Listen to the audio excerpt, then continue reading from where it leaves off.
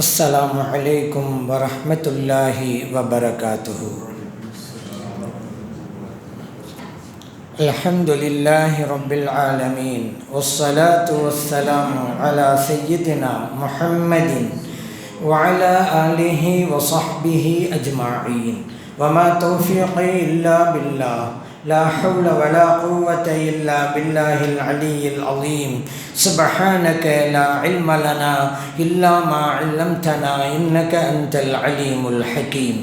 கண்ணியத்திற்குரிய பெரியோர்களே, அன்பார்ந்த சகோதரர்களே, புனிதம் நிறைந்த ரஜபு மாதத்தில் நாம் பிரவேசித்திருக்கிறோம். புனிதமான மாதங்கள் 4 உண்டு. அவற்றிலே ஒன்றுதான் இந்த ரஜபு மாதம். ரஜபு மாதம் வந்துவிட்டால் கண்மணி நாயகம் ஸல்லல்லாஹு அலைஹி வஸல்லம் அவர்கள் ஒரு துவாவை ஓதுவார்கள். அல்லாஹும்ம பாரிக் லனா ஃபீ ரஜபின் வ ஷஅபான் வ பல்லிக்னா ரமலான்.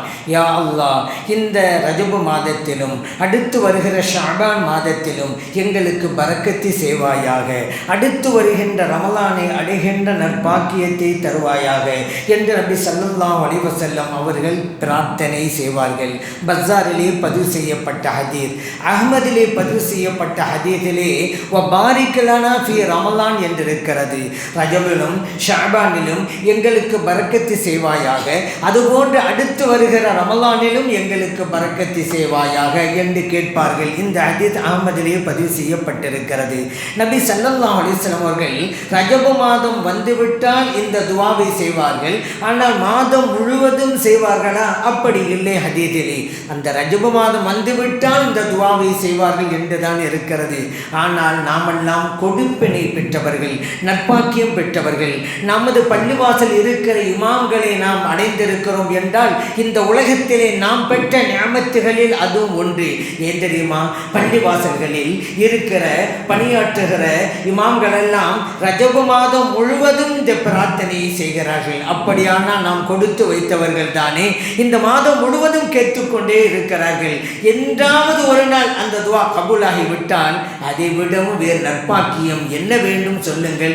இங்கே நாம் பிறந்திருக்கிறோம் என்றால், தமிழ்நாட்டிலே நாம் பிறந்திருக்கிறோம் என்றால் நாம் கொடுத்து வைத்திருக்க வேண்டும். ஏனென்றால் மற்ற அரபு நாடுகளில் எல்லாம் மாதம் முழுவதும் இதை ஓதுகிறார்களா என்றால் கேள்விக்குறிதான். ஆனால் இங்கே இந்தியாவிலே பிறந்ததால் எத்தனை எத்தனை நற்பாக்கியங்கள் நமக்கு. அவற்றில் ஒன்றுதான் இதுவும் கூட. அது மட்டுமல்ல, ஷாபான் மாதம் வந்துவிட்டாலும் ஓதுகிறார்கள் நமது உலமா பெருமக்கள். அப்பொழுதும் இந்த துவாவை நாம் பெற்றுக்கொண்டே இருக்கிறோம். இந்த துவாவை கண்மணி நாயகம் ஸல்லல்லாஹு அலைஹி வஸல்லம் அவர்கள் கேட்டார்களே, என்ன காரணம்? ரமலான் வருகிறது என்கின்ற ஒரு முன்னேற்பாடுக்குண்டான துவா தான் இது. இந்த பரக்கத் என்றால் என்னங்க அர்த்தம்? நம்ம தமிழ்ல சொல்லிடுறோம், யா அல்லாஹ் பரக்கத் செய்வாயாக. பரக்கத்து என்பதற்கு தமிழ் மொழியிலே என்ன வார்த்தை யாராலும் சொல்ல முடியாது. காரணம், விரிந்த பொருள் உண்டு அந்த பரக்கத்து என்பதற்கு. நேரடி வார்த்தை கொண்டு தமிழிலே நாம் சொல்ல முடியாது. ஆனால் கூட சொல்லிக் கொண்டிருக்கிறோம் அருள் வளம் அபிவிருத்தி என்கின்ற வார்த்தையை நம்ம சொல்லிக்கிட்டு இருக்கிறோம். அதன் அடிப்படையிலே நாமும் இங்கே சொல்லலாம், இறைவனை எங்களுக்கு அருள் வளத்தை வழங்குவாயாக. ஏன் இந்த ரஜபு மாதம் வந்த உடனே அப்படி ஸல்லல்லாஹு அலைஹி வஸல்லம் கேட்டாங்க தெரியுமா? அதற்கு அடுத்து ஒரு மாதம் ஷாபான், அது ஷாபான் முடிஞ்சிட்டா ரமலான் தாங்க. அந்த ரமலானுக்காக நம்மை நாம் தயார்படுத்திக் கொள்ள வேண்டும் என்பதற்காக இறைவனிடம் மன்றாடி கேட்க சொல்கிறார்கள். ரஜபு மாதம் வந்தது, இருந்தார்கள்.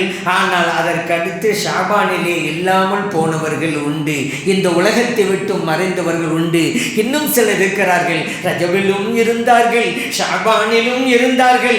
ஆனால் ரமலான் வருவதற்கு முன்பாகவே இந்த உலகத்தை விட்டும் சென்று விட்டார்கள். அப்படியெல்லாம் உண்டு. ஆகவேதான் இந்த துவாவை கேட்க சொன்னார்கள் நபி ஸல்லல்லாஹு அலைஹி வஸல்லம் அவர்கள். ரஜபு மாதம் வந்தவுடன், இறைவனே எங்களுக்கு ரஜபு மாதத்திலே உனது அருள்வளத்தை வழங்குவாயாக, ஷாபானிலும் அருள்வளத்தை வழங்குவாயாக, ரமலான் மாதத்தை அடைகின்ற நற்பாக்கியத்தையும் தருவாயாக. இந்த துவா கபூலாகிவிட்டால் ரமலான் நிச்சயம் நமக்கு கிடைக்கும். ஏன் இந்த துவாவை நபி ஸல்லல்லாஹு கேட்டாங்க? நான் ஏற்கனவே சொன்னேன், பரக்கத் என்றால் அருள்வளம். எதிலே அருள்வளம்? உடல் சிஹத்திலே அருள்வளம், உடல் நலத்திலே அருள்வளம் ஒன்று. இன்னொன்று வாழ்நாளிலே பரக்கத் அருள்வளம், நேரம் காலத்திலே அருள்வளம், இன்னொன்றும் இருக்கிறது, அதுதான் செல்வத்திலே அருள் வளம். இந்த மூன்றும் தேவைப்படுகிறது ரமலான் மாதத்திலே. உடல் நன்றாக இருந்தால் தானங்க தராவீக தொழ முடியும், உடல் நன்றாக இருந்தால் தானங்க நோன்பு வைக்க முடியும், உடல் நன்றாக இருந்தால் தானங்க நாம் குர்ஆன் ஷரீஃபை ஓத முடியும், ஸலவாத்தை ஓத முடியும், திக்ரை செய்ய முடியும். ஆகவே உடல் நலம் மிக முக்கியமான உண்டு. பரக்கத் அருள் வளத்தை வழங்குவாயாக என்றால் எங்களுக்கு உடல் நலத்தை வழங்குவாயாக, அதிலே அருள் வளத்தை தருவாயாக அப்படின்னு அர்த்தங்க. இன்னொன்று நேரம் காலம். ரமலான் மாதம் வந்துருச்சு, ஆனால் நேரமே இல்லையங்க, குர்ஆன் ஷரீஃப் ஓதுறதுக்கு நேரம் கிடைக்க மாட்டேங்க என்று அலம்புவர்களும் புலம்புவர்களும் நம்மிலே நிறைய பேர் இருக்கிறார்கள். ஆனால் இப்படியெல்லாம் இருக்கக்கூடாது என்பதற்காகத்தான் இறைவனும் கேட்டு பெறுங்கள் நேரத்தின் பரக்கத்தை. கொஞ்ச நேரத்தில் எவ்வளவோ வணக்க வழிபாடுகள் செய்கின்ற வாய்ப்பு கிட்டுவிடும். ஆகவே தான் எங்கள் நேரத்திலும் இறைவனே உனது அருள்வளத்தை வழங்குவாயாக. அடுத்ததாக செல்வம். ஏன்னா நம் ஓரளவுக்கு அன்றாடம் நம்முடைய தேவைகளை நிறைவேற்றுகிற அளவிற்கு செல்வம் இருந்தால் தானங்க வணக்க வழிபாடு ஈடுபட முடியும். இல்லைண்டா காலையில் எந்திரிச்சோன்னு வேலைக்கு போகணும், என் கையில் காசு இல்லையில சம்பாதிச்சாதானே உண்டு. ஆகவே தான் இறை நேசர்கள் அந்த காலத்தில் வாழ்ந்த வழிமார்கள் எல்லாம் எப்படி இருப்பார்கள் தெரியுமா? ரமலான் மாதத்துக்கு முன்பாகவே செல்வங்களை தேடி வைத்துக் கொள்வார்கள். காரணம், ரமலான் மாதம் வந்துவிட்டால் நம்மால் வேலைக்கு போக முடியாது, பணி செய்ய முடியாது. ஏன்னா அப்படி பணிக்கு போய்விட்டால் இபாதத்து வணக்க வழிபாடுகள் பாதிக்கப்படும் என்பதனால ரமலானுக்கு முன்னதாகவே ரமலானுக்கு தேவையான உணவுகளையும் மற்ற தேவைகளையும் சேமித்து வைத்துக் கொள்வார்கள். இப்படி ஒரு வழக்கம் இறை நேசர்களிடம் இருந்தது. ஆகவே தான் ரமலான் மாதம் வந்துவிட்டால் உங்களுக்கு உடல்நலம் தேவை, நேரம் காலம் தேவை, செல்வமும் தேவை. ஆகவே அல்லாஹ்விடம் கேளுங்க, இறைவனே எங்களுக்கு அருள்வளத்தை தருவாயாக. இந்த மூன்றுமே நமக்கு கிடைத்துவிடும். அருள்வளம் என்றால் இன்னும் நிறைய இருக்கிறது. நம்மளுடைய இருக்கக்கூடிய குழந்தை செல்வங்கள் அருள்வளம் தானே, நாம் ஆற்றுகின்ற பணிகளும் நாம் செய்கின்ற வேலைகளும் அருள்வளம் தானே, அது வேற. இந்த ரமலானுக்கு தேவையான மிக முக்கியமான அருள்வளங்கள் இந்த மூன்று. அருள்வளத்தை பற்றி இறைவன் குர்ஆனில் பல இடங்களில் சொல்லித்தரான். எந்த அளவிற்கு இறைவனுடைய இல்லங்களை அருள்வளம் என்று கூறுகிறான், அதே சில காலங்களையும் அருள்வளம் என்கிறான், சில இரவுகளையும் அருள்வளம் என்கிறான், இந்த பள்ளிவாசல் சுற்றியுள்ள இடங்களையெல்லாம் அருள்வளம் என்கிறான், குர்ஆனை கூட அருள்வளம் என்கிறான் இறைவன். அருள்வளம் என்றால் பரக்கத்து. வஹாதா கித்தாபுன் அன்ஸல்னாஹு, இந்த வேதத்தை நாம் இறக்கி வைத்தோம் அல்லவா, அது முபாரக்கும் அருள்வளத்தை பெற்றதாக அமைந்துள்ளது. குர்ஆனும் நமக்கு கிடைத்த பரக்கத் என்று அல்லாஹ் சொல்லி காட்டுறான். இன்னொன்று, இன்ன அவ்வள பைத்தின் உதிஅ லின்னாஸ் லல்லதி பிபக்கா முபாரக்கன், இந்த உலகத்தில் மனிதர்கள் இறைவனை வணங்க வேண்டும் என்பதற்காக அமைத்து கொடுக்கப்பட்ட முதலாவது பள்ளிவாசல் மக்காவிலே இருக்கிற மஸ்ஜிதுல் ஹராம் பள்ளிவாசல் என்று சொல்லிவிட்டு அந்த இடம் முபாரக் என்கிறான். முபாரக்கன் அப்படின்னு அர்த்தம், பரக்கத் பொருந்திய இடமாக அது அமைந்திருக்கிறது என்கிறான் இறைவன். அதே போல நபி ஸல்லல்லாஹு அலைஹி வஸல்லம் அவர்கள் மிஅராஜ் இரவு போனார்கள் அல்லவா, அதை இறைவன் குர்ஆனில் சொல்லித் தருகின்ற போது சுப்ஹானல்லதி அஸ்ஸரா பிஅப்திஹி லைலன், இறைவன் தனது அடியாரை இரவு நேரத்திலே அழைத்து போனான். மினல் மஸ்ஜிதுல் ஹராம், மஸ்ஜிதுல் ஹராம் பள்ளிவாசலிலிருந்து, அதுதான் காபா இருக்கிற பள்ளிவாசல், இலல் மஸ்ஜிதுல் அக்ஸா, மஸ்ஜிதுல் அக்ஸாவிற்கு, அதுதான் பைத்துல் முகத்தஸ். சரியா? இங்கே மஸ்ஜிதுல் ஹராம் சொல்லும் பொழுது வெறுமனே பள்ளிவாசல், புனிதமான பள்ளி. மஸ்ஜித் என்றால் பள்ளி, ஹராம் என்றால் புனிதமானது. மஸ்ஜிதுல் ஹராம் புனிதமான பள்ளியிலிருந்து அழைத்து போனான். எங்க? மஸ்ஜிதுல் அக்ஸாவிற்கு. மஸ்ஜிதுல பள்ளி, அக்ஸா என்றால் தொலைவு, மக்காவிற்கு பைத்துல் முகத்தஸ் தொலைவிலே இருந்ததா, தொலைதூர பள்ளி என்று இறைவன் சொல்றான். அதுதான் பைத்துல் முகத்தஸ். இதோட சப்ஜெக்ட் இப்போ முடியலை, அதுக்கு அடுத்து சொல்றான் பாருங்க, அல்லது பாரக்கனா ஹவுலஹு என்கிறான். இதுதான் நமக்கு பாயிண்ட். பைத்துல் முகத்தஸிற்கு இறைவன் அழைத்து போனான், அந்த பள்ளிவாசலை சுற்றிலும் நாம் பரக்கத்து செய்திருக்கிறோம் என்கிறான். அந்த பள்ளிவாசலை சுற்றி என்னங்க இருக்குது? பள்ளிவாசலை சுற்றி சில பேர் சொல்லுவாங்க, பழங்கள் மரங்கள் அதுவெல்லாம் செழுமையாக இருக்கின்றன, பசுமையாக இருக்கின்றன. ஆகவே தான் அல்லாஹ் சொன்னான், இதை விடவும் பசுமையான இடங்கள் எல்லாம் 100க்கு 100 இறை மறுப்பாளர்கள் இருக்கிற இடத்தில் இருக்கிறது. இறைவனுக்கு இணை வைக்கிறாங்கல்ல, ஷிர்க் வைக்கிறாங்கல்ல, அப்படிப்பட்ட மக்கள் வாழ்கிற வெளிநாடுகளில் பழங்கள், மரங்கள், பசுமைகள், செழுமை எல்லாம் இருக்குதுங்க. இப்போ அதனால் இறைவனை மறுக்கிற அந்த மக்கள்லாம் பரக்கத்தில் இருக்கிறான்னு சொல்லுவோமா? இங்கே என்ன, பள்ளிவாசலை சுற்றி குபூருல் அம்பியா, நபிமாருடைய கபறுகள் இருக்கின்றன. பனு இஸ்ரவேலர்களை சார்ந்த நபிமாருடைய கபர்கள் எல்லாம் பைத்துல் முகத்தஸை சுற்றிலும் இருக்கின்றன. ஆகவேதான் அல்லாஹ் தனது அடியாரை அழைத்து போனான் பைத்துல் முகத்தஸிற்கு. அந்த பள்ளிவாசலை சுற்றிலும் நாம் பரக்கத்து செய்திருக்கிறோம் என்கிறான். நபிமார்களை, புனித உடலை, அவர்களின் புனித உடலை சுமந்த இடங்கள் பரக்கத்து இறங்குகின்ற இடங்கள் என்பதை இறைவன் இந்த வசனத்திலே சொல்லி காட்டுகிறான். அதே போல பாருங்க, நபி ஸல்லல்லாஹு அலைஹி வஸல்லம் அவர்களுக்கு அருளப்பட்ட அந்த வசனத்தில் ஒரு வசனத்தில் சொல்கிறான், நீங்கள் நம்மளாம் வீட்டுக்கு போவோம், வீட்டுக்கு போனால் என்ன செய்வோம்? சலாம் சொல்லிட்டு தான் போகணும். நபி சலாம் சொல்கிறாங்க, வீட்டுக்கு போனால் நீங்கள் சலாம் சொல்லிட்டு போங்க. சரி, நம்ம வீட்டுக்கு போகிறோம், வீட்டில் யாருமே இல்லை, நம்முடைய மனைவி, மக்கள், தாயார், தந்தையெல்லாம் வெளியில் போயிருக்கிறாங்க, வீடு யாருமே இல்லை. இப்போ என்ன செய்கிறது? அப்போதும் நீங்கள் சலாம் சொல்லிக்கொண்டு உள்ளே போங்கள். உங்களுக்கு நீங்களே சலாம் சொல்லிக் கொள்ளுங்கள், உங்களுக்கு பரக்கத்து கிடைக்கும் என்றார்கள் நபி ஸல்லல்லாஹு அலைஹி வஸல்லம் அவர்கள். அதைத்தான் இறைவனும் குர்ஆனிலே சொல்லி காட்டுகிறான். ஃபைதா தகல்தும் புயூதன் ஃபஸல்லிமு அலா அன்ஃபுசிக்கும். யாருமே இல்லாத வீட்டுக்கு நீங்கள் போகிறீங்களா? நீங்கள் போகும்போது உங்களுக்கு நீங்களே சலாம் சொல்லிக் கொள்ளுங்கள். தஹிய்யத்தம் மின் இன்தில்லாஹ், அது அல்லாஹ்வுடைய தரப்பிலிருந்து வருகின்ற காணிக்கை. அப்படி சொன்னால் முபாரக்கத்தன் தொய்யிபாங்கிறான். அற்புதமான பரக்கத்து உங்களுக்கு கிட்டுகிறது. ஆகவே உள்ளே போனால் யாருமே இல்லாமல் போனால் அது இமாம்கள் விளக்கம் தருவாங்க. உள்ளுக்கு மக்கள் யாரும் இல்லாவிட்டா என்னங்க, உங்கள் கூட இருக்கிறாங்கல்ல மலக்குகள், நீங்கள் சொல்லுகிற சலாம் உங்கள் கூட இருக்கிற மலக்குகளுக்குங்க, அதனால சலாம் சொல்லுங்க, உங்களுக்கும் பரக்கத்து அல்லாஹ் சொல்கிறான். இப்படி பரக்கத்தை பற்றி, அதே போல் இரவை பற்றி கூட, லைலத்துல் கத்ர் இரவையும் கூட பரக்கத் பொருந்திய இரவு என்கிறான் இறைவன். இன்னா அன்ஸல்நாஹு ஃபீ லைலத்தின் முபாரக்கத்தின். இந்த குர்ஆனை பரக்கத் பொருந்திய இரவிலே நாம் அருளினோம் அப்படிங்கிறான். பரக்கத்து பொருந்திய இரவு எதுங்க? அதான் லைலத்துல் கத்ர் இரவு, அதையும் பரக்கத்து உள்ளது என்கிறான். இப்படி பரக்கத்து நிறைய இருக்கிறது. நாம் உண்ணுகிறோம் அல்லவா உணவு, அதிலே பரக்கத்து இருக்குதுங்க. நபி ஸல்லல்லாஹு அலைஹி வஸல்லம் சொல்கிறாங்க, நீங்கள் உண்ணுகின்ற போது உங்கள் தட்டிலே இருக்கிற உணவில் நடுப்பகுதியிலே இருந்து உண்ணாதீர்கள். காரணம், அங்குதான் அல்லாஹ்வுடைய பரக்கத்து இறங்கி கொண்டிருக்கிறது. எனவே தட்டின் முற்பகுதியில் இருந்து உண்ணுங்கள் என்கிறார்கள் நபிகள் நாயகம் ஸல்லல்லாஹு அலைஹி வஸல்லம் அவர்கள். திருமீதியிலே பதிவு செய்யப்பட்ட ஹதீஸ். நடுப்பகுதியிலே பரக்கத்து இறங்குகிறது. நீங்கள் நடுப்பகுதியில் இடத்தை சாப்பிட்டுட்டா அங்கே பரக்கத்து இறங்கும் போது பரக்கத்தை வாங்குவதற்கு உணவு இல்லைங்க, நீங்கள் அங்கே எடுத்து சாப்பிட்டீங்களே. அதனால் முற்பகுதியிலிருந்து, தட்டின் முன்னாளிலிருந்து உண்ணுங்கள் என்கிறார்கள் நபிகள் நாயகம் ஸல்லல்லாஹு அலைஹி வஸல்லம் அவர்கள்.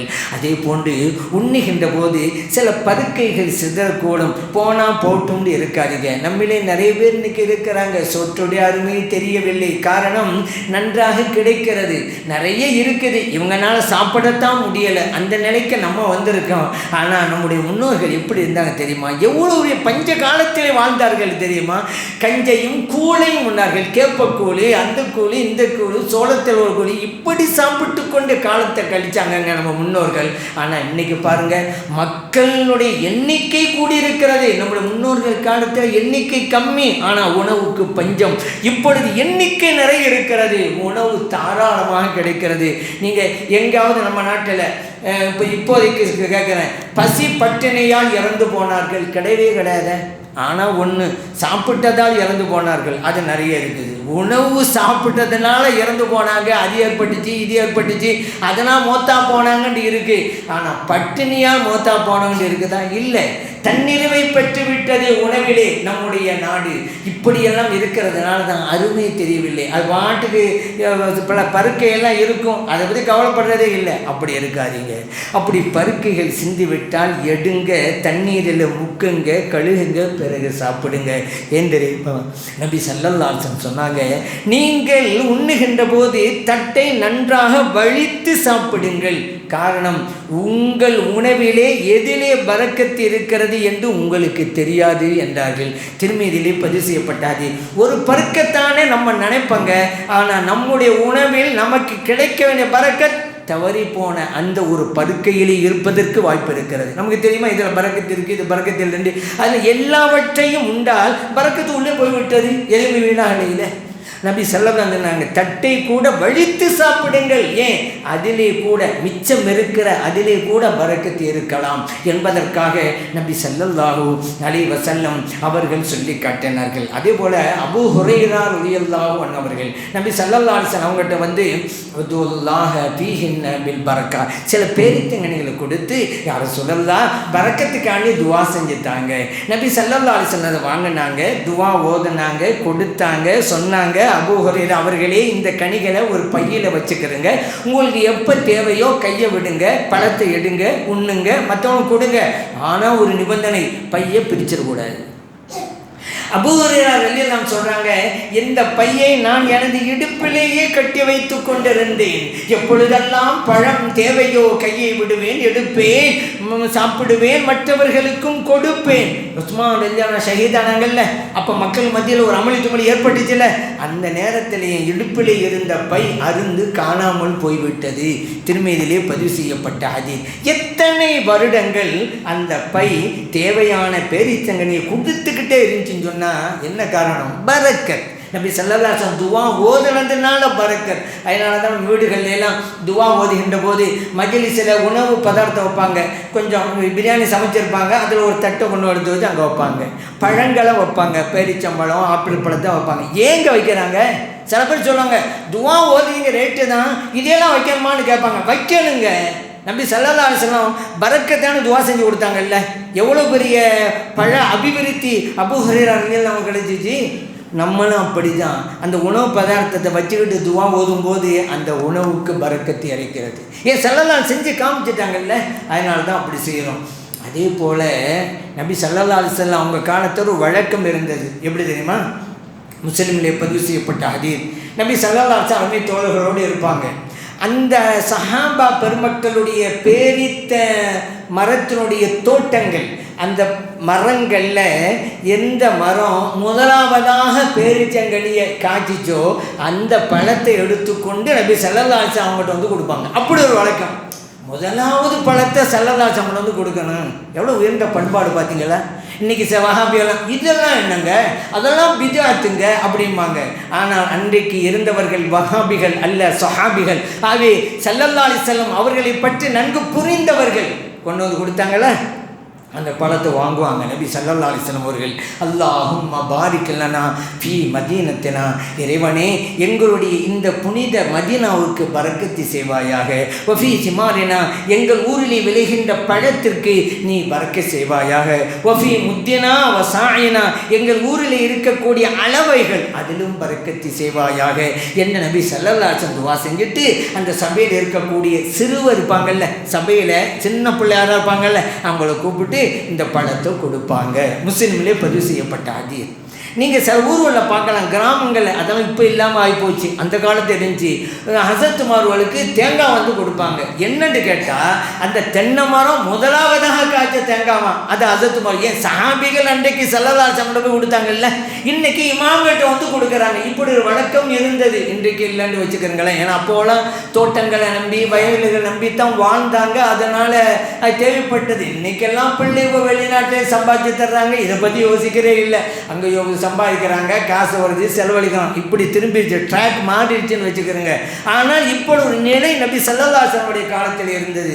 இன்னொன்று அவங்க துவா செய்து பார்த்தீங்களா, எங்கள் மதீனாவிற்கு பரக்கத் செய்வாயா. இப்போலாம் நம்ம போகிறோமே உம்ராவுக்கு, ஹஜ்ஜுக்கு, மதீனா ஷரீஃபுக்கு போகிறோமே, நம்முடைய காலை பதிக்கிறோமே, அந்த மண்ணில் பரக்கத் பெற்ற மண்ணிலே கால் பதிக்கிற வாய்ப்பை இறைவன் நமக்கு தருகிறான். அங்கு நாம் விலைக்கு வாங்கி சாப்பிடுகிறோம் அல்லவா பேரித்தங்கனிகள், ஒவ்வொரு கனியிலும் பரக்கத் இருக்கிறது. ஏன் நபி ஸல்லல்லாஹு அலைஹி வஸல்லம் துஆ செய்தது, இந்த ஊரிலே விளைகின்ற கனியிலும் கூட நீ பரக்கத்து செய்வாயாக. அதனால தான் அந்த ஊருக்கென்று ஒரு தனி சிறப்பு இருக்கிறது என்பதையும் நாம் புரிந்து கொள்ள வேண்டும். அதே போல் நபி ஸல்லல்லாஹு அலைஹி வஸல்லம் அவர்கள் துஆ செஞ்சாங்க, அல்லாஹும்ம பாரிக் லனா ஃபீ ஷாமினா வ பாரிக் லனா ஃபீ யமனினா என்று துஆ செஞ்சாங்க. இறைவனே எங்களுடைய ஷாம் தேசத்திற்கும் பரக்கத் செய்வாயாக, எங்களுடைய யமன் நாட்டிற்கும் பரக்கத்து செய்வாயாக. அருகிலே இருந்த தோழர்கள் சொன்னாங்க, வஃபி நஜிதினா யார சொல்லலாம், எங்களுடைய நஜிதுக்கும் பரக்கத்து துவா செய்யுங்கன்னாங்க. நபி ஸல்லல்லாஹு அலைஹி வஸல்லம் அவர்கள் கண்டுகொள்ளவில்லை, இந்த கோரிக்கையை கண்டுகொள்ளவில்லை. நபி ஸல்லல்லாஹு அலைஹி வஸல்லம் அவர்கள் மீண்டும் துவா செய்கிறார்கள். அல்லாஹும்ம பாரிக் லனா ஃபீ ஷாமினா, அல்லாஹும்ம பாரிக் லனா ஃபீ யமனினா. முன்பு கேட்குறாங்க, எங்கள் ஷாம் நாட்டிற்கும் எங்கள் யமன் நாட்டிற்கும் பரக்கத் செய்வாயாக யா அல்லாஹ். இப்போது அங்கிருந்த தோழர்கள் கேட்குறாங்க, வஃபி நஜிதினா யார சொல்லலாம், எங்களுடைய நஜித்துக்கும் துவா செய்யலை. இப்பவும் கண்டுகொள்ளவில்லை. மூணாவது தடவையாகவும் இந்த அருமை தோழர்கள் கோரிக்கை வைத்த போதுதான் சொன்னாங்க, உன்னாக்க அஸ்ஸலாசிலு வல் ஃபிதன், நான் நஜிதுக்கு துவா செய்யவில்லை. ஏன் தெரியுமா? அங்குதான் திடுக்கங்கள் ஏற்படும், ஃபித்னா குழப்பங்கள் ஏற்படும். வபிஹா யத்லு கர்னு ஷைத்தான், ஷைத்தானுடைய கொம்பு அங்குதான் உதிக்கும் என்றார்கள் நபி ஸல்லல்லாஹு அலைஹி வஸல்லம் அவர்கள். இது புகாரிலே பதிவு செய்யப்பட்ட ஹதீஸ். எவ்வளவு அழகான வார்த்தையை அன்றைக்கே சொன்னார்கள் நபி ஸல்லல்லாஹு அலைஹி வஸல்லம் அவர்கள். நஜிதுங்கிறது இன்னைக்கு ரியாதுங்க. இன்னைக்கு ரியாத் சொல்றோமே, சவுதியினுடைய தலைநகர் ரியாத், அதுதான் நஜிது. ஸல்லல்லாஹு துவா செய்ய மறுத்துட்டு சொன்னாங்க, குழப்பம் அங்குதான் ஏற்படும்னாங்க. குழப்பத்தின் மொத்த வடிவமே அங்குதான் உதித்தது. அதுதான் முஹம்மது இப்னு அப்துல் வஹாப். இன்னைக்கு நம்ம சொல்றோம்ல வஹாபிகள் வஹாபிகள்னு. ஏன் முஹம்மது இப்னு அப்துல் வஹாபி பின்பற்றுபவர்கள் வஹாபிகள் அப்படிங்கிறோம். அந்த முஹம்மது இப்னு அப்துல் வஹாப் பிறந்த இடம் நஜித். இந்த உலகத்தில் வஹாபிசம் வந்ததால் எத்தனை குழப்பங்கள் ஏற்பட்டது, எத்தனை பிரச்சனைகள் இந்த சமூகத்தில் ஏற்பட்டது. நாம் அன்றாடம் நம்முடைய தமிழ்நாட்டில் கூட பார்த்து கொண்டு தானே இருக்கிறோம். இதைத்தான் ஃபித்தன் என்றார்கள், குழப்பங்கள் அங்குதான் உதிக்கும் என்றார்கள். உதித்திருக்கள் அல்லவா? எத்தனை விஷயங்கள் அறிவிச்சுட்டு போயிருக்கிறாங்க நபி ஸல்லல்லாஹு அலைஹி வஸல்லம் அவர்கள். அவற்றிலே இதுவும் ஒன்று. ஆனால் ஷாம் பரக்கத்து அப்படின்னாங்கல்ல, ஷாம்ங்கிறது இன்றைக்கு பலஸ்தீன், இஸ்ரேல், ஜோர்டான், ஈராக்கில் ஒரு பகுதி, இதுவெல்லாம் சேர்ந்தது தான் ஷாம். சிரியா, இன்னைக்கு சிரியா நாடு இருக்கிறதல்லவா, டமாஸ்கஸ், அதுவும் அந்த ஷாமிலே கட்டுப்பட்டது தான். அப்போ ஷாம் என்பது ஒரு விரிந்த, இன்றைக்கி தான் துண்டா பல நாடுகள் ஆகிருக்கு. அப்போ ஷாம் அந்த நாட்டு, இன்றைக்கி பலஸ்தீனில் கஸாவிலெல்லாம் மக்கள் ஷஹீதாக்கப்படும் பொழுது அந்த வீர பெண்மணிகளுடைய வீரத்தை பார்த்தீங்களா, எண்ணமாக முழக்கமிடுகிறார்கள். அந்த சிறுவர்கள் உயிருக்கு அஞ்சுகிறார்களா? எப்படிப்பட்ட வார்த்தைகள்லாம் சொல்றாங்க. ஏன்? அந்த மண் அது. நபி ஸல்லல்லாஹு அலைஹி வஸல்லம் அவருடைய பிரார்த்தனையை பெற்ற மண் அது. அந்த மண்ணிலே பிறந்த மக்கள் அவர்கள்.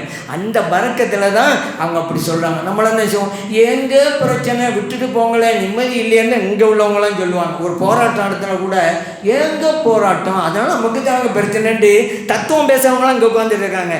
அங்கே உயிர் போய்கிட்டே இருக்குது, நாங்கள் இன்னும் பல உயிர்களை கொடுப்போம் என்கிறார்கள். அது அந்த மண்ணுக்கே உண்டான பாரம்பரியம். ஸல்லல்லாஹு அலைஹி வஸல்லம் பரக்கத் அவருடைய துஆவை பெற்ற மண் அது என்பதால் தான். அந்த வகையிலே இந்த ரஜபு மாதத்திலே நபி ஸல்லல்லாஹு அலைஹி வஸல்லம் கேட்க சொன்னார்கள், யா அல்லாஹ், இந்த ரஜபிலே பரக்கத்தை அபிவிருத்தி செய்வாயாக, ஷாபானிலே பரக்கத்தை அபிவிருத்தி செய்வாயாக, புனித ரமலானை அடைகின்ற வாக்கியத்தை தருவாயாக. இதை நாமும் கேட்போம். அந்த பிரார்த்தனை எல்லாம் வல்ல இறைவன் கபூல் செய்து அருள்வானாக. ஆமீன். வல்ஹம்துலில்லாஹி ரப்பில் ஆலமீன்.